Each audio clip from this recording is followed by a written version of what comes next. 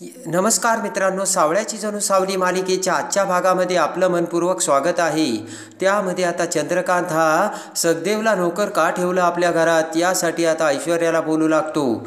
ऐश्वर्या म्हणते की अहो, त्याच्या पोझिशननुसार आपण त्याला काही जरी म्हटलो तर त्यात काय अवघड आहे। त्याचं फॅशन, त्याची पोझिशन तीच आहे ना काम करण्याची। आपण त्याला नोकर म्हणून हाक काय मारली किंवा साहेब म्हणून हाक काय मारली, त्याला जे काम करायचं ते तो करणारच आहे ना, मग त्याने काय फरक पडतो असे ऐश्वर्या बोलते।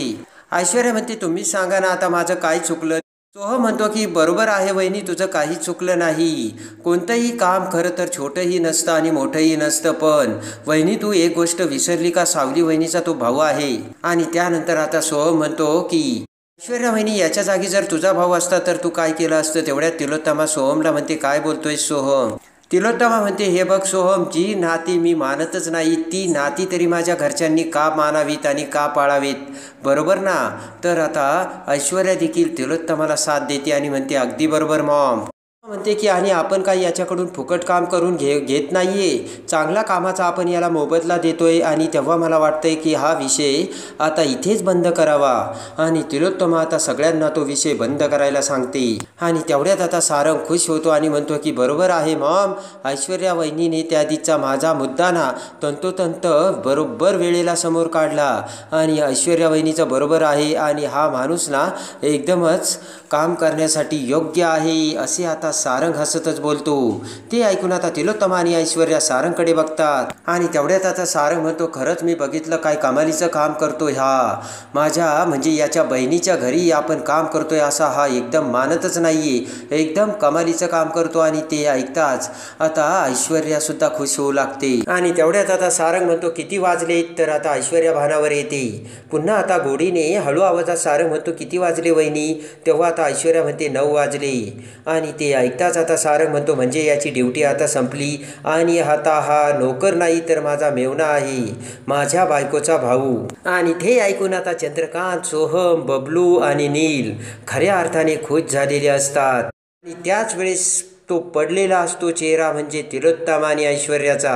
त्याच नंतर आता सारंग म्हणतो की म्हणजे दादा तू आता माझ्यासोबत जेवू शकतोस। आणि त्यानंतर आता तिलोत्तमा शेजारी येऊन हळू आवाजात सारंग म्हणतो की आई मी हे काय करतोय तुला कळतं ना, कारण तूच मला शिकवलंयस, कुणावरही झालेला अन्याय मी अजिबात सहन करू शकत नाही। तिलोत्तमा आता ऐश्वर्याकडे बघते आणि त्यानंतर आता सारंग सर हा सखदेवाच्या खांद्यावर हात ठेवत म्हणतो की दादा जेव्हा मी तुमच्या घरी आलो होतो तेव्हा तुम्ही माझी सेवा केली, तुम्ही मला माझा पाहुणचार केलात आणि आज तुम्ही माझ्या घरी आलात तेव्हा आता मला देखील तुमचा पाहुणचार करू द्यात असे म्हणत सारंग आता सखदेवाला खुर्चीवर बसवतो।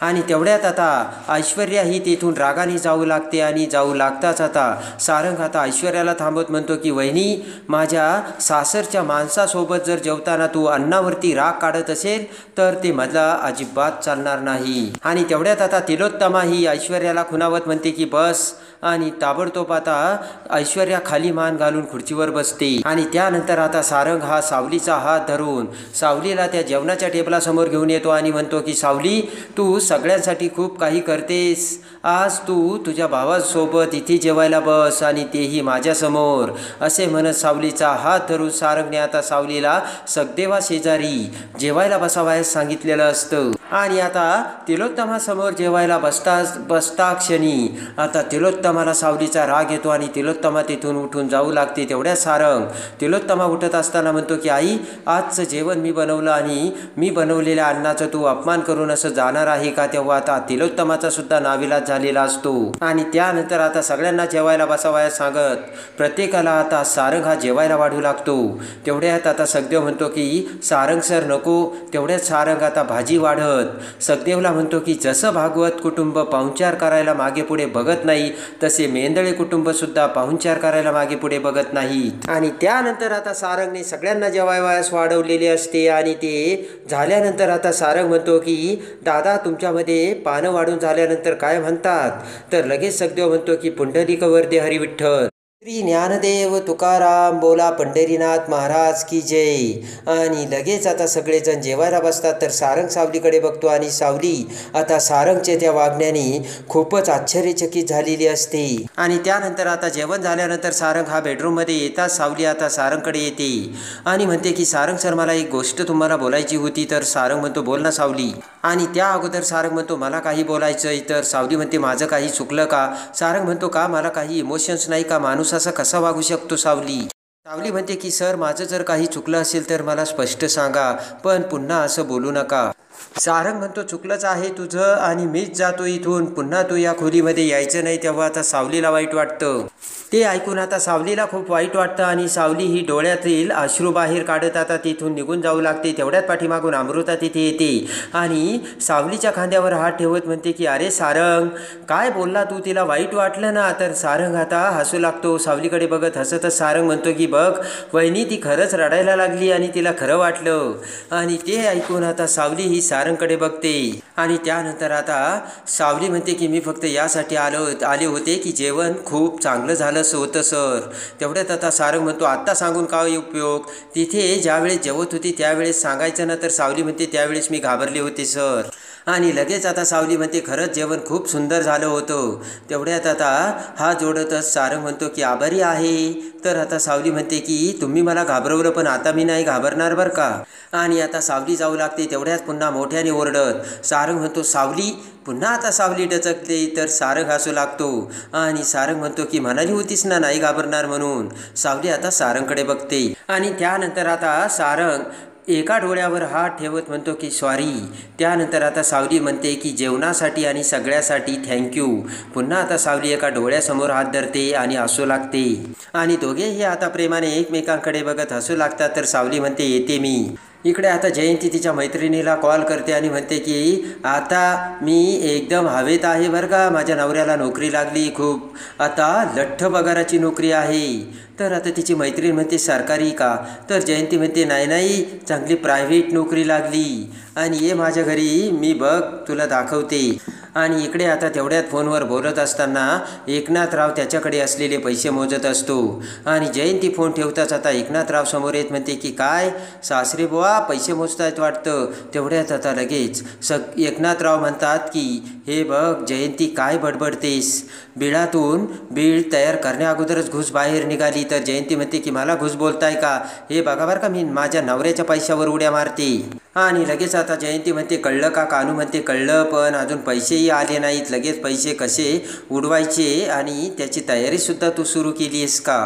जयंती म्हणते की हे बघा, मी कर्ज घेईल किंवा कर्जाचा हप्ता माझ्या यांच्या पगारातून भरेल, तुम्हाला काय करायचं?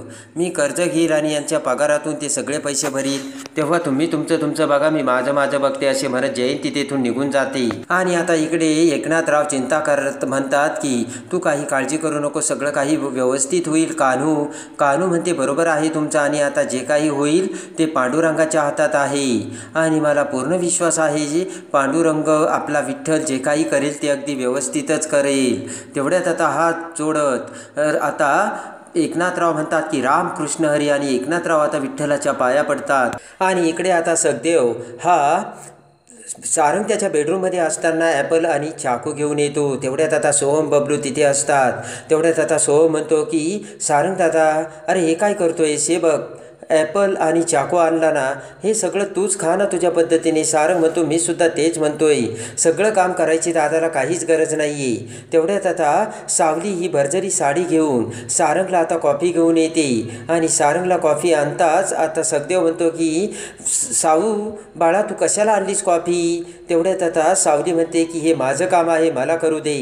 आणि आता सारंग हा सावलीकडे बघतो आणि इकडे आता लगेच सारंग म्हणतो की हे बघ सावली, अगोदर मी ॲपल खातो आणि नंतर कॉफी पितो. ठीक आहे असे म्हणत आता कॉफी ही शेजारच्या टेबलवर सावली ठेवते. सारंग आता ॲपल कट करू लागताच आता चाकूने आता सारंगचे बोट कापते आणि ते बघताच आता पटकन आता घाबरतच सावली सारंगचा हात आपल्या हातात घेते आणि म्हणते की पटकन हळद घेऊन या.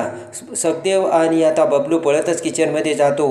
इकडे आता बोट करत सावली म्हणते की मी तुम्हाला सांगितलं होतं ना, तुम्ही काहीच काम करायचं नाही. नाही आणि तुम्ही फक्त आराम करायचा. मी दिला असतं ना कापून, थोडा वेळ मला सांगितलं असतं तर सावलीचा जीव आता धाकधूक होत असतो.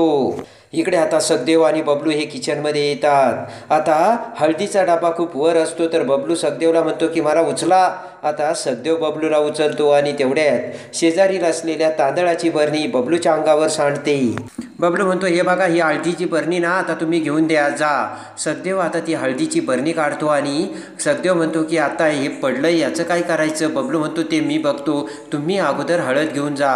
सखदेव म्हणतो ठीक आहे आणि हळदीची बरणी घेऊन आता सखदेव जाऊ लागतो. आणि इकडे आता ती सांडलेली पावडर बघून आता बबलू विचार करतो की काय करावं आणि बबलू आता ती पावडर भरू लागतो पण ती काही बरणीमध्ये येत नसते. पटकन आता शेजारचीच एक पावडरची बरणी घेऊन ती अर्धी पावडरची बरणी बबलू आता त्या दुसऱ्या बरणीमध्ये मिक्स करतो आणि पुन्हा ती बरणी आता ठेवून देतो आणि तसाच बबलू तिथून पळ काढतो. इकडे आता सखदेव ती हळदीची बरणी घेऊन पळतच सारंगच्या बेडरूममध्ये येतो आणि म्हणतो की साऊ बाळा ही घे हळद. तर आता इकडे सावली ही प्रेमाने सारंगचा हात धरून सारंगच्या बोटावर प्रेमाची फुंकर मारत असते आणि सावलीचे आपल्यावरचे प्रेम बघून सारंगला सुद्धा खूप हायसं वाटलेलं असतं आणि सारंग आता सावलीकडे बघत खुश होऊन हसू लागतो. तेवढ्यात सखदेव तिथे आलेला असतो आणि ती हळद घेऊन आता सावली प्रेमाने सारंगच्या बोटाला हळद लावते तर सारंग एकटक नजरेने सावलीकडे बघत असतो. आणि आता सारंग आणि सावलीचे ते प्रेम बघून इकडे सखदेव खूप खुश झालेला असतो आणि पटकन सखदेव आता मान फिरवतो तर सारंग सखदेवकडे बघत म्हणतो दादा काय झालं तुला. तेवढ्यात आता खुश होऊन सखदेव म्हणतो कुठं काय झालंय आणि सारंग म्हणतो मग तुम्ही मान का फिरवली. सखदेव म्हणतो असंच मी इकडे बघतोय तर सारंग म्हणतो झालं बरं का तिने हळद लावली सुद्धा. सखदेव म्हणतो मला कामं आहेत ती पटपट मी करून घेतो आणि सखदेव बाहेर निघून जातो. सारंग सखदेवकडे बघत आता खुश होतो आणि हसू लागतो आणि सारंग आता सावलीकडे बघत हसू लागता. सावली म्हणते की काय हसताय अशी, लक्ष कुठं असतं तुमचे आणि तुम्ही तुमची काळजी घ्या बरं. सारंग आता गुपचूप होतो आणि पटकन आता सारंग त्याचा हात डोळ्यासमोर नेत म्हणतो सॉरी आणि हसतच खुश होऊन गालातल्या गालात स्माईल करत सावली तिथून निघून जाते. इकडे आता जगन्नाथ हा रस्त्यावर येऊन त्याच्या माणसाची वाट बघत थांबलेला असतो. तेवढ्यात त्याचा माणूस तिथे येतो आणि म्हणतो जगन्नाथ साहेब तुम्हाला वाट बघावी लागली सॉरी बरं का. तेव्हा आता जगन्नाथ म्हणतो की एकदा का सारंग आणि सावली यांचं एकमेकांवरती प्रेम झालं ना तर मग आपलाच काळ आहे आणि आपल्याला जास्त वेळ वाट बघावी लागणार नाहीये आणि तोपर्यंत तुम्ही कळ काढा आणि लक्ष ठेवा असे म्हणत जगन्नाथ त्याच्या माणसाला जायला सांगतो. आणि इकडे आता सावली ही पुन्हा पोलीस स्टेशनमध्ये देवाला आता डबा घेऊन आलेली असते. खुश होऊन तो डबा खाताच आता देवा खुश होतो आणि पुन्हा तो डबा सावलीकडे देत म्हणतो सिस्टर जेवण खूप छान झालं होतं. तेवढ्यात आता सावली म्हणते की मग मी माझ्या भावासाठी आता दररोज डबा घेऊन येणार आहे. देवा म्हणतो की हे बघ माझ्या सिस्टरला मला त्रास द्यायचा नाही. तर आता लगेच सावली म्हणते की देवा भाऊ यात कसला आलाय त्रास. देवा म्हणतो माझी सिस्टर खुश तर मग मी सुद्धा खुश. सावली म्हणते की एवढं कौतुक करू नका देवा भाऊ. तर आता देवा म्हणतो की पहिल्यांदा आयुष्यात कोणी आपल्या मनासारखं मिळालंय मग करू दे की कौतुक असे देवा सावलीला बोलतात. सावली खुश होते आणि त्यानंतर आता विषय काढत आता देवा म्हणतो की तिकडे राजा आणि राणीचं काय चाललंय. तर आता लगेचच सावली म्हणते की काही नाही. राजाला राणीच्या मनातल्या भावना काही दिसतच नाही त्यामुळे आता राणीने सुद्धा ठरवलंय आपल्या मनातल्या भावना समोर दाखवायच्या नाहीत म्हणून. ते ऐकताच आता देवा उदास होतो. तेवढ्यात आता देवा म्हणतो की ए तो अपनी स्टाईल हुई आणि सिस्टर तू अगदी बरोबर बोलली. जेव्हा समोरून आपल्याला ग्रीन सिग्नल येत नाही ना आणि आता रेड सिग्नल आहे रेडचा ग्रीन होत नाही तोपर्यंत आता आपण सुद्धा काही करायचंच नाही. आणि सावली म्हणते की येते बरं का मी. सावली निघून जाते तर सावलीकडे बघत हसतच देवा म्हणतो की सिस्टर तेरा मिस्टर तेराच रहेगा ए अपना वादा है आणि देवा हसू लागतो. आणि इकडे आता जयंती ही भागवतांच्या घरी नवी गाडी घेऊन आलेली असते आणि ते बघून एकनाथराव आणि कानू म्हणतात की अगं सुनबाई ही गाडी आणण्यासाठी पैसे कुठून आणलेस. तर आता जयंती म्हणते तुम्ही काही देणार नव्हता ना म्हणून मैत्रिणीकडून उसने घेतले. माझ्या नवऱ्याकडनं पैसे आल्यानंतर माझं कर्ज मी फेडील तुम्ही एवढी काळजी करू नका असे जयंती त्यांना बोलते. आणि तेवढ्यात आता कानू म्हणते की आपण येतो हे सावला कळवलंय का तुम्ही. डोक्याला हात लावत एकनाथराव म्हणतात की अरे देवा मी तर तिला सांगायचंच विसरलो तिला फोन करायला हवा होता. आणि तेवढ्यात आता एकनाथराव सावलीला फोन करतात. सावली आता रस्त्याने देवाला डब्बा देऊन जात असते आणि लगेच एकनाथराव म्हणतात की सावू बाळा, अगं आज आम्ही तुझ्या घरी येतोय बरं का. सावली म्हणते बाबा कशाला. एकनाथराव म्हणतात की अगं कशाला काय म्हणतेस, सण आलाय ना तोंडावरती, तुला वाण द्यायला नको. आणि लगेच एकनाथराव म्हणतात की अगं सावली आलोच आम्ही, तू थांब. आणि एकनाथराव फोन कट करतात. सावली आता बोलत असताना फोन कट झालेला असतो आणि आता सावलीला मोठा धक्का बसलेला असतो आणि सावली विचार करत म्हणते की आता जर दादाचं सत्य हे बाबांना आणि आईला कळलं तर काय होणार. विठ्ठला, आता तूच यातून काहीतरी मार्ग सुचव आणि मार्ग काढ, असे म्हणत आता सावलीने विठ्ठलाचा धावा सुरू केलेला असतो. आणि इकडे एकनाथ आणि कान्हू आता सावलीला भेटायला तिच्या घरी निघालेले असतात. तेवढ्यात आता सावली ही सगदेवाला आता कसं कान्हू आणि एकनाथपासून बाजूला ठेवणार आणि आता सारंग सावलीच्या प्रेमाचा थरार आता सारंग कसा सगळ्यांना दाखवणार हे बघण्यासाठी आणि सावळ्याची जणू सावली मालिकेच्या डेली अपडेटसाठी बेल नोटिफिकेशनवर क्लिक करून आपल्या चॅनलला लाईक करा, सबस्क्राईब करा.